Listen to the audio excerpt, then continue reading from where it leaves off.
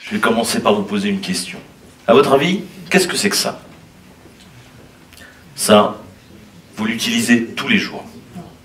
Ça, c'est la suite de protocoles TCP/IP. Autrement dit, c'est Internet. Globalement, on n'y comprend rien. Mais tous les jours, on l'utilise.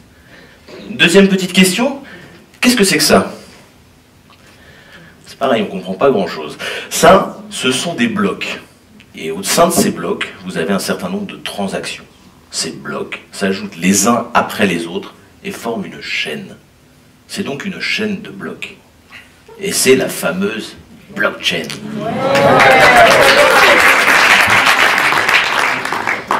Alors la bonne nouvelle, c'est qu'on ne va pas décrypter ensemble cette slide pour comprendre ce que c'est que la blockchain. Ce que je vous propose, c'est de partir plutôt en voyage. Dans le Pacifique Sud, c'est pas mal, dans une petite nation qu'on appelle les Yap. Chez les Yap, on trouve des grosses pierres rondes avec un trou au milieu. Et bien ces pierres, c'est de la monnaie. Alors, pas très pratique pour aller acheter son pain. Mais les Yap ont trouvé une solution. Ils utilisent la tradition orale pour savoir à qui appartient quelle pierre. Imaginons que la grosse pierre que vous voyez au premier plan appartienne à Alice. Et que Alice ait décidé d'aller acheter une voiture à Bob. Elle va aller sur la place du village et elle va annoncer la transaction. Comme ça, tout le monde saura que maintenant, la grosse pierre n'appartient plus à Alice, mais qu'elle appartient à Bob. Alors, au bout d'un moment, les transactions quand même se multiplient et le chef se dit « c'est pas mal la tradition orale, mais peut-être qu'on ferait mieux d'enregistrer ça sur un registre. » Alors, on se retrouve alors, il va nommer quelqu'un dans son village pour tenir ce registre. Il va falloir lui donner un nom, et le nom de cette personne, ce sera le banquier. Donc, on se retrouve alors dans la situation suivante. Quand Alice veut donner 10 à Bob, elle va aller voir le banquier, qui va vérifier qu'à l'intérieur de son compte, elle dispose bien des 10, et puis enregistrer la transaction. Le système fonctionne plutôt pas mal. C'est assez efficace, mais au bout d'un moment, on se rend compte qu'il a quand même des défauts.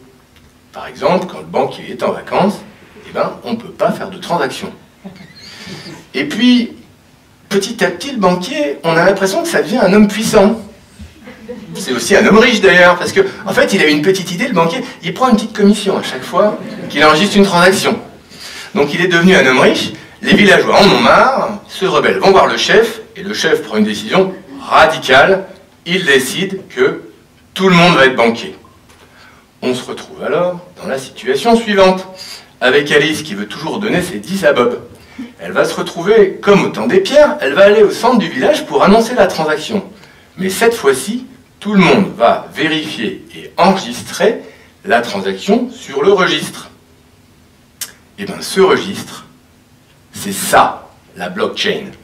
La blockchain, c'est un registre d'enregistrement de transactions qui est ordonné chronologiquement, distribué sur tous les ordinateurs du réseau et sécurisé. Alors, pourquoi il est sécurisé? Eh bien, il est sécurisé parce qu'il est distribué. Si vous voulez, par exemple, corrompre le registre, il va falloir le corrompre sur tous les ordinateurs du réseau. Alors, ce concept, les experts disent que cela va devenir à la transaction ce que Internet a apporté comme révolution à l'information. Alors, grâce à ça, plus de banquier, puisque le banquier, c'est moi, c'est vous, c'est tout le monde. C'est génial. Mais alors, d'où ça vient? Nous sommes en 2008 et le monde vient de connaître la crise des subprimes. Alors c'est quoi la crise des subprimes? C'est d'abord une crise bancaire, une crise de confiance dans le système bancaire. Je m'appelle Satoshi Nakamoto. C'est pas mon vrai nom bien sûr, et personne connaît mon identité. Mais par contre j'ai observé cette crise et j'ai réfléchi à un système qui permettrait de s'échanger de la monnaie sans passer par une banque. Ce système et cette monnaie, je les ai créés en janvier 2009 et je les ai appelés Bitcoin. Alors, c'est quoi les grands principes de Bitcoin? Bitcoin, ça fonctionne un peu comme l'encyclopédie participative en ligne qui s'appelle Wikipédia, que vous connaissez peut-être. Chacun peut, sur Wikipédia, apporter sa pierre à une définition d'un mot. Améliorer aussi le système. Ce qu'on sait un petit peu moins sur Wikipédia, c'est que tout le monde peut aussi améliorer les algorithmes qui sont derrière. Et bien Bitcoin, ça reprend les mêmes principes. Bitcoin, c'est un logiciel libre, c'est-à-dire que ça n'appartient à personne. C'est un logiciel participatif, c'est-à-dire que tout le monde peut contribuer non seulement à son fonctionnement, mais aussi à l'amélioration des algorithmes derrière. Enfin, c'est un système qui est décentralisé, c'est-à-dire que ça ne passe pas par une banque ou par un organisme centralisateur. Alors, Bitcoin, c'est aussi une monnaie. Alors, comme c'est une monnaie, j'avais 3 contraintes techniques à résoudre. La première, c'est comme ce billet de banque, il fallait que je puisse m'assurer qu'on puisse le prendre d'une poche à une autre. Le deuxième, c'était le problème du numéro de série, de manière à s'assurer que quelqu'un ne puisse pas utiliser en même temps 2 fois ce même billet. Enfin, un billet, c'est de la monnaie, et il y a quand même une notion de confiance, il fallait que je fasse en sorte que les gens aient confiance dans la monnaie. Alors, en face de ces 3 contraintes, j'ai apporté 3 solutions techniques. La première, c'est que j'ai utilisé le réseau peer-to-peer pour permettre le fameux passage d'une poche à une autre. Alors, c'est quoi? Pour ceux qui ne connaissent pas le réseau peer-to-peer, c'est simplement un réseau qui permet à des ordinateurs de se parler sans passer par un serveur central. Ceux qui ont des enfants qui ont téléchargé il y a quelques années de la musique illégale sur Internet, utilisaient ce réseau peer-to-peer. Ensuite, pour éviter qu'on utilise 2 fois mon fameux billet, j'ai eu l'idée de mettre ça dans un registre partagé, public et distribué, de manière à ce que tout le monde puisse vérifier que les transactions étaient bien uniques. C'est ça, la fameuse blockchain. Enfin, pour garantir la confiance, j'ai permis à toute la communauté de valider l'ensemble, comme ça, c'était ouvert et transparent. Avec ça, on avait la confiance. En créant ce système, j'ai créé la première blockchain, la blockchain Bitcoin. Alors, on en est où maintenant depuis cette invention en janvier 2009? Et bien Bitcoin, ça représente aujourd'hui une masse monétaire de 6 milliards d'euros. Bitcoin, c'est 200 000 transactions par jour. Et c'est une monnaie qui est convertible dans toutes les devises. Ce matin, par exemple, le cours de Bitcoin est de 372 € pour un Bitcoin. Alors, ça a permis aussi quelque chose de sympathique pour les pays qui avaient un problème de système bancaire précaire. Ça a permis aux habitants simplement de pouvoir échanger de la monnaie de manière électronique. Donc, on voit tous les avantages que ça apporte. Mais, au fait, comment ça marche? Comment on fait ces fameuses validations? Si vous voulez le savoir, je veux avoir besoin de vous. Imaginez que vous êtes tous un ordinateur et que vous êtes chacun dans un pays différent. C'est bon? Vous avez votre pays? Voilà. Alors, je vais vous poser un problème, le même problème pour tout le monde, identique, de Sudoku. La grille de mon Sudoku est en fait constituée de morceaux de transactions. Le premier d'entre vous qui résout le problème, je vais lui donner des nouveaux bitcoins. C'est d'ailleurs le seul et unique moment où je vais créer de la monnaie dans mon système. Le premier d'entre vous qui trouve, je lui donne les bitcoins. Alors, mettons que l'un d'entre vous trouve. À ce moment-là, c'est comme le problème de Sudoku. C'est très très difficile à résoudre, mais il est extrêmement facile de s'assurer que le résultat est correct. Donc une fois que l'un d'entre vous va avoir trouvé, 4 ou 5 personnes dans la salle va vérifier que le résultat est correct. Et une fois que cette vérification aura été faite, eh ben vous allez tous enregistrer le résultat sur chacun de vos disques durs. Et en ayant fait ça, vous allez avoir validé les transactions. Faire le fameux minage, qui est le terme technique pour le fait de valider ces transactions. Voilà. Alors à ce stade de la compétition, vous êtes en train de vous dire « Ah mais ça, c'est quand même un truc de banque. Qu'est-ce que ça vient faire ici, chez Transdev ?» Et bien pour le savoir, je vous propose de répondre à la question suivante. Mais au fait, c'est quoi une transaction? Bon, c'est question compliquée, Hubert. Bon, on a bien compris, la blockchain, enfin le bitcoin et la monnaie numérique, c'est la première application de la blockchain. Mais une transaction, finalement, ça ne reste qu'un type de transfert de propriété. Donc la monnaie qui va partir d'Alice et aller à Bob, une voiture que Bob voudra vendre à Alice, ou plutôt un titre de propriété que Bob vendra à Alice. À ce sujet, moi je vais vous emmener en voyage aussi. Moi je vous amène en Amérique centrale, je vous amène en Honduras. Le Honduras est un pays dans lequel la corruption sévit encore de nos jours. Et quand on est plutôt bien placé dans la hiérarchie administrative, on peut facilement offrir un terrain, avec une belle vue sur la plage, à ses amis. Forcément, les Honduriens ont perdu confiance dans leur système d'administration.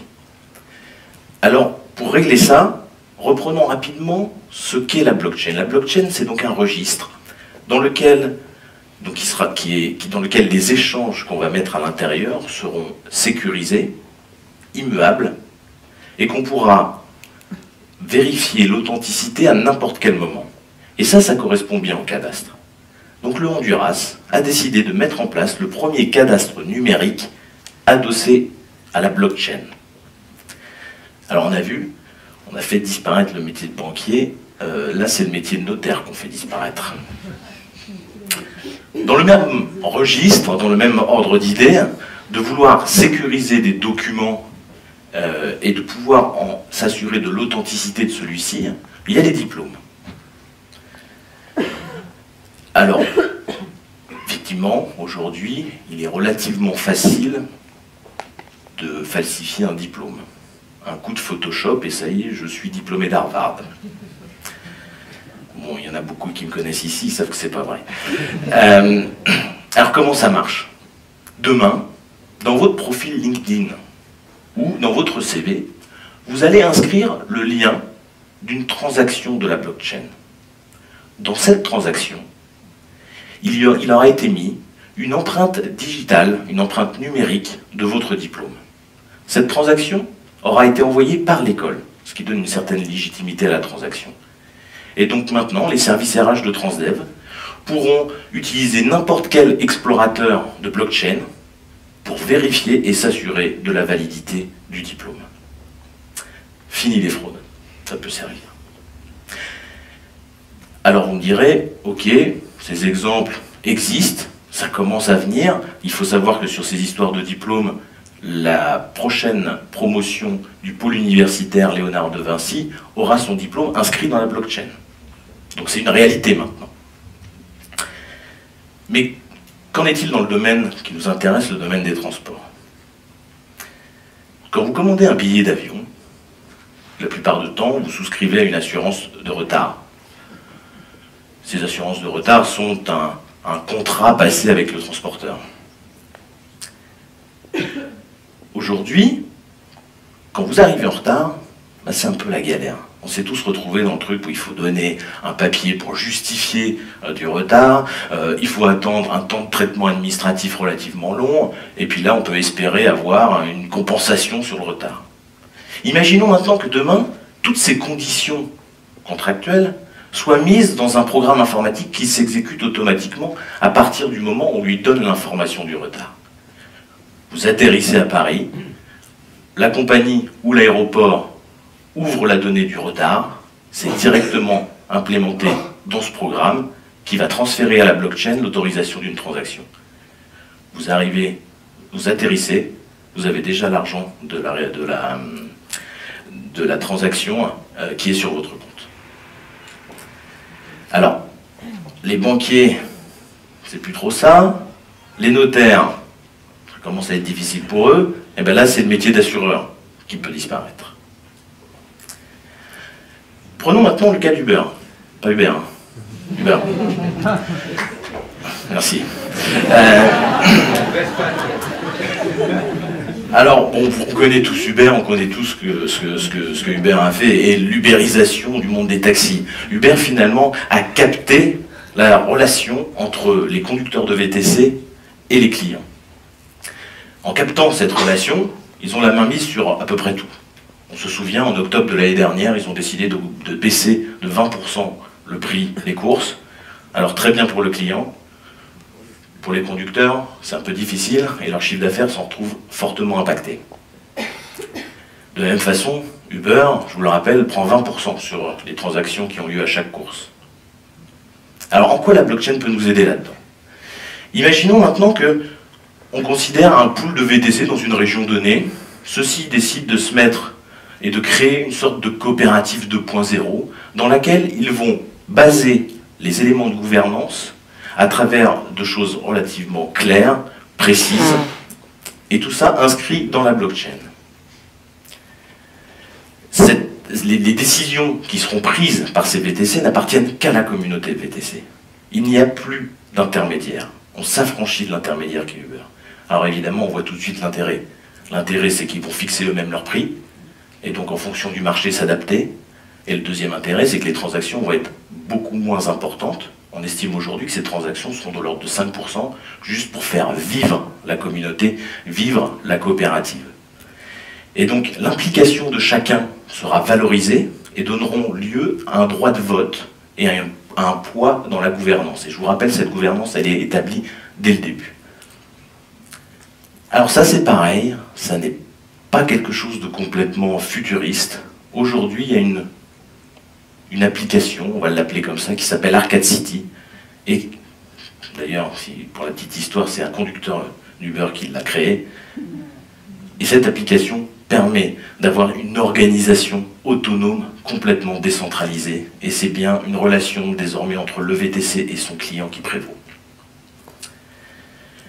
Un dernier exemple, dans le monde du transport, la Zouz. Alors la Zouz, c'est un service de covoiturage urbain, comme on peut en connaître par ailleurs.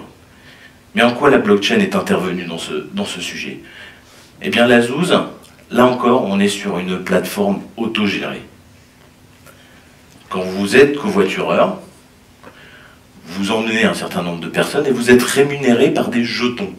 Ces jetons, on les a appelés des Zouz, original. Ces Zouz sont stockés dans la blockchain. Le lendemain, le même covoitureur devient covoituré. Et il va utiliser ces Zouz pour rémunérer la personne qui le transporte.